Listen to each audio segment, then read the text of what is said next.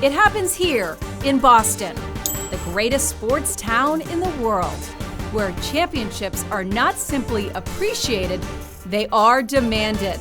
No city has won more championships, banners, or cups in the 4 major sports since 2000. But there's one team for whom we've been negligent in parading out the duck boats, the Boston Knight Riders. Boston's 2-time champion Quidditch team.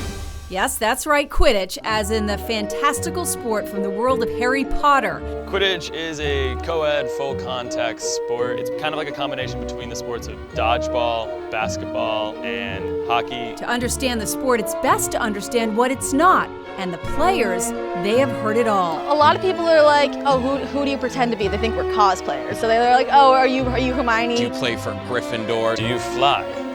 We do not. People really will tease you until they get to know it. Once they understand it more, they really come around. It just takes a bit to understand, and it's hard to follow which ball. For those who don't know their elbow from their Azkaban, this is how it works. Each team has 7 players on the field, 3 chasers. Think offensive players who score goals worth 10 points by throwing the quaffle through one of 3 hoops. There are 2 beaters. Think defensive players who defend by throwing one of the 3 bludgers, think dodgeballs, to temporarily knock players out of the action. There's 1 keeper who's like the goalie and able to handle the quaffle as well. Then there's a seeker who goes after the snitch. Okay, so are you with me so far? Because the snitch is the biggest spectacle in the sport. As in the books and films, catching the tiny gold flying orb ends the game and is worth 30 points. But in real-world Quidditch, the snitch is personified. The snitch is actually a tail, Velcro to the back of a person's shorts, and that person is the snitch runner. Their job is to protect that snitch tail as long as possible. And they used to do a lot of shenanigans, they were called. Like snitches would have water bottles, water balloons, mess with people, do all sorts of stuff, hide in the crowd, which was interesting, but it didn't really help for the competitive aspect of the sport. And that's the real magic trick. What started as more of an obsession with Harry Potter has turned into an actual competitive sport, played by thousands of athletes across the world. This sport has evolved so far from Harry Potter. But when it started, it was definitely a lot of nerds playing sports, and now it's a lot of athletic kids playing a nerdy sport. And yes, we give it a nod with, the broomsticks. Oh yes, the broomsticks. Per Rule 2.4 in the official U.S. Quidditch rulebook, players are required to keep a wooden or plastic pole between 32 and 48 inches long between their legs during play.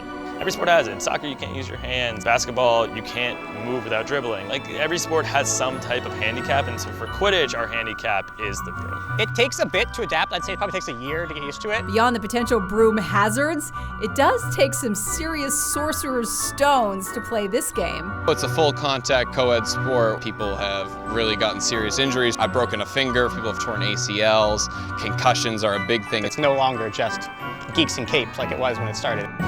The Knight Riders squad is made up of college and post-grad players from schools from all over. There's Boston University, Tufts University, Emerson College. And Boston apparently is pretty darn good at this sport. Their league, Major League Quidditch, started in 2015 and consists of 16 teams across the US and Canada. The Knight Riders won the first 2 championships before falling to Austin last year. After our last championship, we were joking that we should do a duck tour. We should have our own little parade. And while the US soccer team missed out on the upcoming World Cup in Russia, 6 of the Knight Riders players will be representing red, white, and blue across the pond this summer. I'm thrilled to be traveling to Italy to go play for the U.S. national Quidditch team. Representing your country in your sport is the highest honor. In 2016, we went to Frankfurt, and the USA took home silver.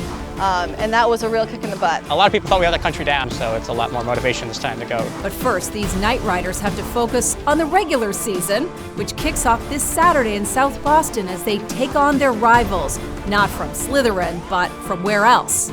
New York. Oh my gosh, the New York-Boston rivalry. It's coming back. Cheer loud, it's Boston, New York. Everyone lives through this kind of rivalry. I can promise you that we're going to come out hard. We've won 2 championships, and my plan is to win another one this year.